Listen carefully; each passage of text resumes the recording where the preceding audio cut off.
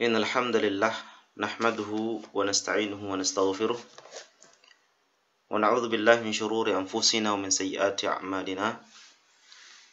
Man yahdihillahu fala mudilla lahu wa man yudlil fala hadiyalah.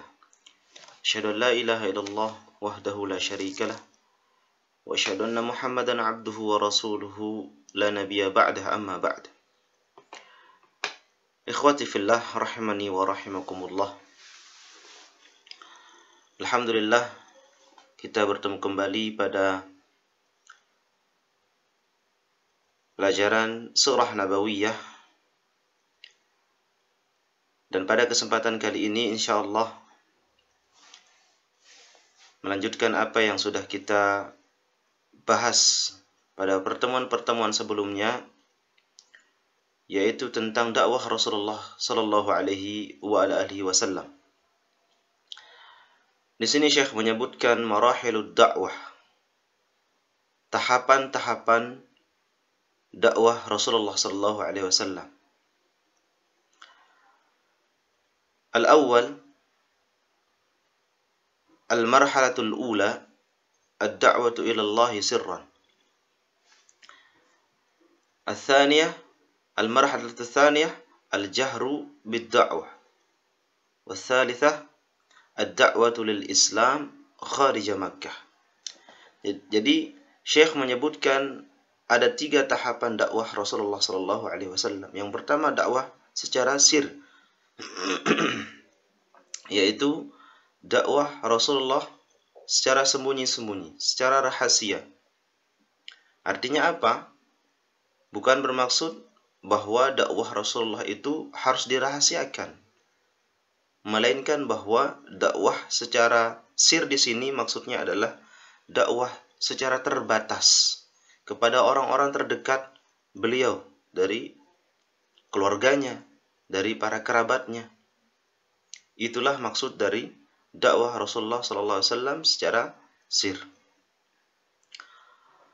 Taib, ikhwati fillah rahimani wa rahimakumullah. Kita masuk pada tahapan dakwah Rasulullah sallallahu alaihi wasallam yang pertama, yaitu ad-da'watu ila Allah sirran.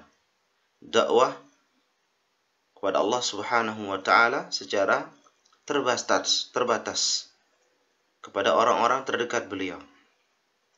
Qala ba'da nuzuli ma taqaddama min ayati suratil muddathir qama Rasulullah sallallahu alaihi wasallam bid-da'wati ila Allah Subhanahu wa ta'ala. Jadi setelah Rasulullah sallallahu alaihi wasallam menerima ayat dari surat Al-Muddathir ayat 1 sampai 5, beliau lantas bangun dari tempat tidurnya untuk melakukan dakwah kepada Allah Subhanahu wa taala, dengan tentunya secara sir, hanya kepada orang-orang terdekat beliau. Turun ayat tersebut, maka kewajiban Rasulullah SAW untuk menyampaikan risalah kenabiannya kepada orang-orang terdekat beliau. Wa haitsu inna qaumahu kanu jaffatan la dina lahum.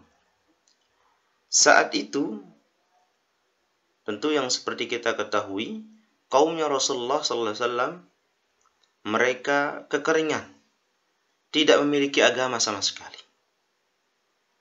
Bisa dikatakan seperti itu, hanya mengikuti agama-agama nenek moyang mereka. Mereka tidak punya pengetahuan tentang agama secara pasti.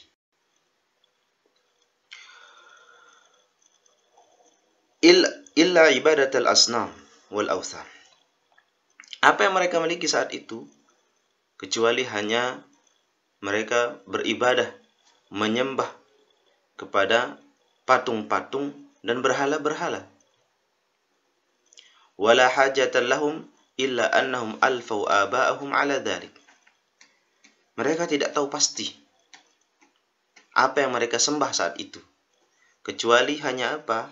Mereka menemukan orang tua mereka, kakek-kakek mereka, nenek moyang mereka menyembah hal tersebut.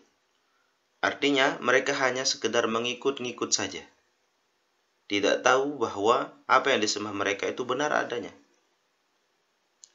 Mereka tidak mengetahui secara jelas, secara pasti, bahwa yang mereka sembah itu memang benar-benar Tuhan atau tidak. Tetapi mereka menemukan nenek moyang mereka, orang tua mereka, menyembah berhala-berhala tersebut dan patung-patung tersebut, yang mereka ikuti. Itu saja yang mereka ketahui. Wala akhlaqa lahum illa al-akhdhi bil izzah wal anafah. Mereka juga pada saat itu tidak memiliki akhlak. Ya, mereka pada zaman jahiliyah, akhlak mereka tidak ada.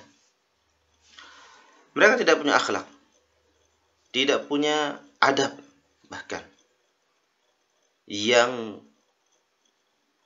yang miskin semakin miskin, yang tidak punya kekuatan semakin tertindas. Mereka hanya mengandalkan al-izzah. Mereka hanya mengandalkan kekuasaan. Kekuasaan wal anfah atau unfah. Apa itu unfah? Yaitu hanya mereka membangga-banggakan diri. Mereka memiliki sesuatu, mereka bangga, lalu dipamerkan, lalu saling sombong. Itulah sifat-sifat orang-orang Mekkah sebelum datangnya Islam. Wala sabila lahum fi halil masyakil illa as-sayf. Bahkan mereka itu kalau tidak ada jalan keluar dalam memutuskan suatu masalah, tidak ada jalan yang lainnya kecuali mereka akan berperang. Mereka akan saling membunuh. Tidak ada jalan keluar dalam mengatasi sebuah masalah, maka tujuan terakhirnya adalah berperang, saling membunuh. Wa kanu ma'a dzalik mutasaddirina liz-za'amati ad-diniyah fi jaziratil Arab. Bahkan mereka banyak sekali keluar mencari atau bahkan melihat orang-orang di sekitar Jazirah Arab, bagaimana cara mereka beragama. Dan agama yang mereka anut saat itu juga, atau keyakinan yang mereka yakini saat itu juga, mereka sebarluaskan ke luar Jazirah Arab. Begitupun sebaliknya. Wa muhtallina markaziha ar-ra'is dhaminina hifdhi kiyaniha. Bahkan mereka saling menduduki kepemimpinan itu, mereka rebut satu sama lainnya. Jadi sebuah kebanggaan, sebuah kejayaan itu sangat-sangat penting bagi mereka. Untuk apa? Tentunya untuk menjamin keselamatan persatuan mereka saat itu. Orang Arab, orang Makkah, bahkan masing-masing kabilah berebut untuk supaya menjadi pemimpin.